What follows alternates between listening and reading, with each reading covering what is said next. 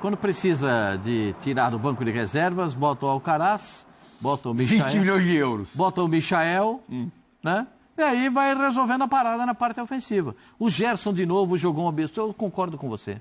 Eu concordo com você. Tem que botar o Gerson para jogar na seleção. Né? Porque é um absurdo o que está jogando o Gerson. Eu sei que o treinador da seleção brasileira pensa também que esses jogadores que jogam no exterior têm uns confrontos mais difíceis contra as equipes mais difíceis, principalmente quem joga na Premier League, né? Que é o caso do Paquetá, mas o que o Gerson está jogando... Gente, é só ver o que ele fez nessa partida. Né? O gol começa com a finalização dele, o goleiro rebate e vem o gol. Né? Ele cria algumas boas possibilidades para o Flamengo fazer gol. Ele mesmo tem 2 finalizações que passam muito perto e que quase... Ele está sempre onipresente. Aliás, como perde gol o Flamengo, né? Mas todo jogo perde muito gol. Não, o Flamengo, porque cria muita possibilidade. Eu acho que o Zinho falou uma coisa. Mas o Mauro falou tanto de aproveitamento hoje aqui. O aproveitamento do Flamengo é muito baixo. Se o Flamengo fizesse metade do que cria, ganharia de 4-5 todo jogo. Metade do que cria. Metade só. Eu estou falando assim, se você vê, o Flamengo agora vai ter um tempo, de repente o Gabriel pode treinar mais, pode intensificar os treinamentos, finalização... Né? Mas ele treinou bastante nos últimos tempos aí, né? Sim, mas mais feio foi treinar. Mas isso precisa aprimorar, né? Aprimorar, ter esse refino na hora da finalização. Essas bolas que ele entra na área, ele não costumava perder. Falta um pouco de jogo também, de ritmo de jogo. Tem que estar mais inteirado com o time e tal. O Flamengo, gente, com todo respeito ao Bahia, eu respeito muito o Bahia. O Bahia tem um bom time, é legal ver o Bahia jogar, eu gosto de ver o Bahia jogar, mas um confronto como esse... Não jogou mal sábado, né? Um confronto como esse, mas pegou um adversário muito melhor que ele. Você está falando de finalizações, até que nesse jogo, o Flamengo até que acertou quase 50% no alvo, que chutou 13 e acertou 6.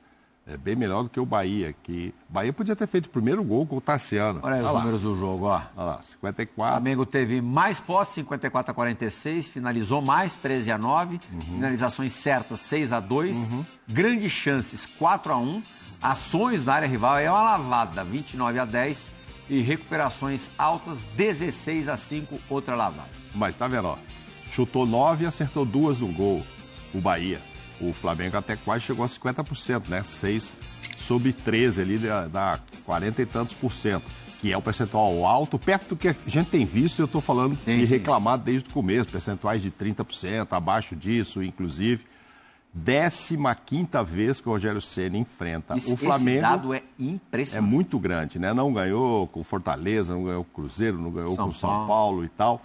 E nunca conseguiu vencer. Será que isso já aconteceu na história do futebol brasileiro? Treinador enfrentar em equipes diferentes o mesmo time 15 vezes e perder as 15? É uma boa estatística para ser levantada. É um bom dado para ser levantado. Agora, o Santiago Arias saiu do jogo ontem, pegou um avião e foi lá se apresentar à seleção da Colômbia. Mas ele podia ter saído dali para a cadeia. O pênalti que ele faz no Michael... É muito violento, ele dá um soco, não é que ele faz uma falta, ele faz a falta, já seria um pênalti, cara, ele vira e dá um soco, é uma atitude, aí o árbitro ainda precisou ir no VAR para ver. Mas do jeito que ele saiu, ele acha que não fez nada. Impressionante, também fiquei impressionado, com a cara de pau. Você viu o murro que ele dá? A gente, cara, você tá brincando, né? É que ele pega com as pernas por baixo, aí ele fecha a mão assim, dá no rosto do Michael, podia ter machucado, enfim, o rosto... Tinha que sair preso. E ele foi um dos piores, se não o pior em campo. Aí acaba com isso aí, com essa cena. Mas é como disse o Zinho, parece que não aconteceu nada, né? Só antes da gente ouvir os dois treinadores, Zinho, você acha que o Alcaraz pode ser uma ameaça ao De La Cruz no meio campo do Flamengo? Olha, assim, depende daquilo que vocês estavam falando aí de o jogador tá chegando, ganhar condicionamento, se entrosar. Estava falando do Depay também no Corinthians, né? Sim. O Mauro falou assim, nesse momento ele pode ser banco. Por quê? Porque precisa melhorar, o treinador falou, o Ramon, ele é um jogador com uma envergadura boa, jovem, tem força física e tecnicamente ele é um cara que até chega mais dentro da área do que o De La Cruz. Mas o De La Cruz, aquele De La Cruz que chegou ao Flamengo, aquela contratação bombástica e que ele estreou e foi muito bem, o problema do De La Cruz foi pós-Copa América. Eu acho que ele ainda é titular. Para mim, ele ainda é titular, voltando a jogar. Agora, se ele continuar não rendendo e esse garoto subir de produção, ganhar confiança, jovem, físico bom, tem técnica, é bom jogador. Verdade. Vamos agora ouvir os treinadores? Sim. Começamos por qual, Fabrício, meu garoto? Felipe Luiz, o vencedor da noite de sábado em Salvador. Fala, Felipe. Uma grande vitória, um jogo muito difícil. Conheço bem o time do Bahia, conheço bem o Rogério e corremos riscos em muitos momentos. Mas é um risco que eu aceito correr. Quero que o meu time pressione, quero que o meu time seja um time incômodo para o adversário. E eu não tenho dúvida que o time do Bahia é o time mais difícil de pressionar do Brasil. Eu não tenho nenhuma dúvida disso, do que eu estou falando. Time com meio campo muito forte, muito qualificado. Também não falo da boca para fora que esse time aqui já está bem treinado. Esse time aqui eu não peguei um caos não. Esse aqui está bem trabalhado e são ajustes que eu quero dar sobre o meu modelo de jogo, deixar bem claro o que eu quero.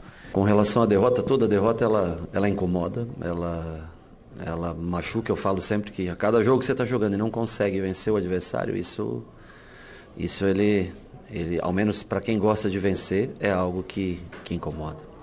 Sobre vaias, eu gostaria sempre, logicamente, que o torcedor estivesse feliz e aplaudindo a cada jogo, mas quando a gente não consegue o resultado, independente da maneira que jogue, eu acho que o torcedor ele paga o ingresso e é inerente ao jogo, inerente ao trabalho ser vaiado. Ninguém gosta de ser vaiado, não conheço ninguém que goste de... Todo mundo gosta de ser exaltado pelo trabalho, nem sempre é possível. Eu respeito esse lado do torcedor e nós temos que tentar... novos jogos vão ser jogos difíceis aqui, nós vamos ter... Os 2 próximos jogos são jogos pesados também, como foi hoje, e nós vamos tentar fazer com que o torcedor reaja de maneira diferente, entregando um resultado diferente também para ele, mas é compreensível que o torcedor saia chateado. Até o Rogério falou ali no final, os 2 próximos jogos vão ser aquilo que o Mauro briga também. Todos os jogos são difíceis no Campeonato Brasileiro. Tem jeito. Mas eu fiquei curioso aqui. O próximo é o Cruzeiro em Belo Horizonte, pós-data FIFA, e depois 2 jogos fora mesmo, né? E depois o Vasco da Gama no Rio de Janeiro. 2 pedreiras mesmo. Nesses 2 jogos do Felipe Luizinho, qual que você destacaria como maior virtude apresentada pelo time?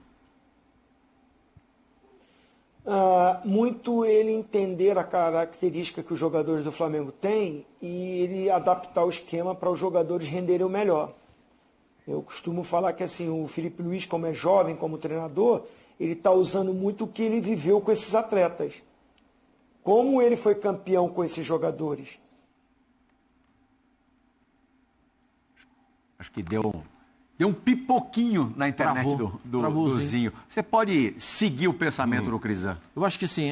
Primeiro, ele está dando leveza para o time do Flamengo, porque ele assume essa possibilidade de correr riscos, né? O que ele faz para correr riscos? Ele adianta os laterais, ele prende o volante está sempre preso e não deixa o zagueiro sair. Então, o que ele faz? Ele segura sempre 3 na marcação.